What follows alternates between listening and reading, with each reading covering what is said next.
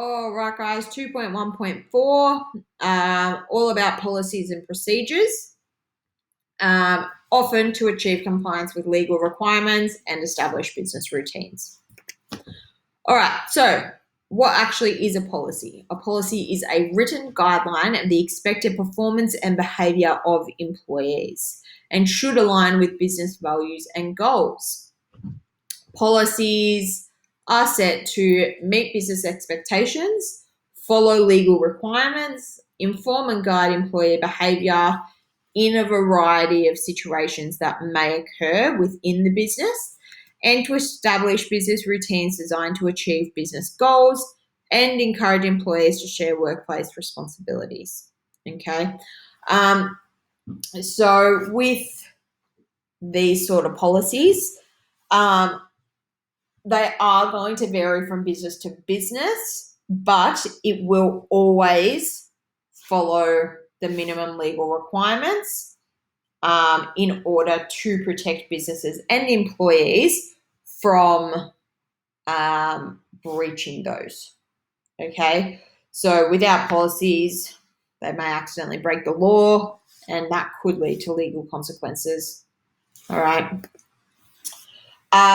So the policies that businesses will create in order to comply with the law is developed in a range of areas, but OH&S, occupational health and safety, is a really important one. So how to use this equipment, how to, an example, so from the toy shop that I used to work in, an OH&S requirement was that we needed to follow a particular policy in terms of climbing up ladders when we were the only ones in store, or if there was a spill on the floor that we had to clean it up straight away and put out a wet floor sign, and that is actually a legal requirement. Equal opportunity. So making sure that there is no discrimination within the workplace, anti-bullying policies, so making sure everyone knows how they have to treat other employees, and obviously doesn't apply to a wider variety of businesses, but food handling is also a really important one for many businesses in hospitality especially. All right. And then you've got policies to establish business routines. So policies to deal with how a business actually will run. All right. So customer service, what is the specific requirements of a employee in terms of dealing with customers, what the policies are for absence or illness. So a policy at the toy shop, again, was that we needed to call in a minimum of 2 hours prior to our shift beginning. But the more notice you could give, obviously, the better. What happens if you're late? So do you need to make up the time elsewhere? Do you just not get paid? Do you get a strike, a warning? What the actual policy is there. Mobile phone use. So as you all know, government policy for schools is that you are not allowed to use your mobile phone. There is then a 5-stage warning procedure that teachers need to follow, which I will go into in the next slide. All right.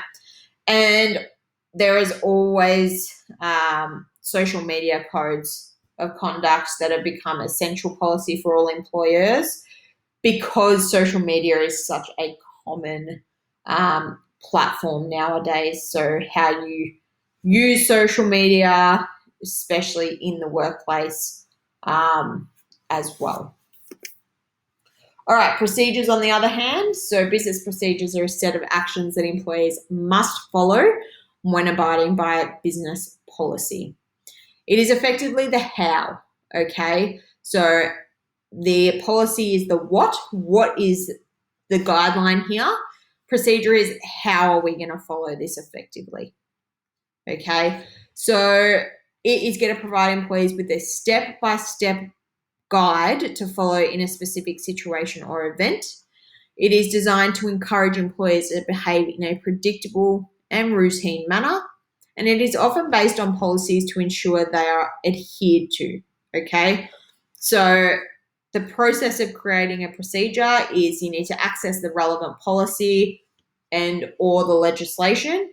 You are then going to create the procedure, and then you're going to present and implement it, and however long on, you're going to review and change as needed. All right. So if we do consider the mobile phone policy in schools, the relevant policy and legislation was the government saying that all government schools, students are now no longer allowed to have their phones on them. They must be in their locker, switched off, unable to access until the bell at the end of the day. Okay, so the procedure that they put in place was this 5 step or stage strategy. So the first stage was telling students, or I actually suppose telling teachers about the policy, who then told students that they were no longer allowed their phones on them. And that would technically be considered to be warning 1. All right. The second strategy is the first time students are found with their phone on them. Okay, they then get that phone taken off them, confiscated, and need to pick it up from either the coordinators or the front office. The third strategy or third warning is once you are found with it again, you are confiscated and then a detention. Fourth, all of the above, but your parents need to come pick it up. And then your fifth warning is that you are actually going to be suspended from school. Okay, so that they believed was a easy to read procedure. They knew you guys would know exactly what you needed to do. And then obviously as the policy was implemented, they were reviewing it, and no change has been made as of yet. They may not believe it's needed, but if something does happen, they can always change it. So the types of policies we look at, so customer service, as we said, so dealing with customer complaints is an example. So what is the procedure to do that?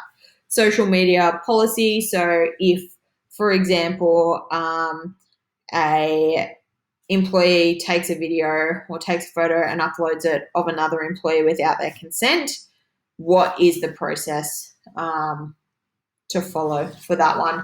Then you got your dress code, absence and time off policies. So they are obviously just a couple to choose from that are going to create an established routine.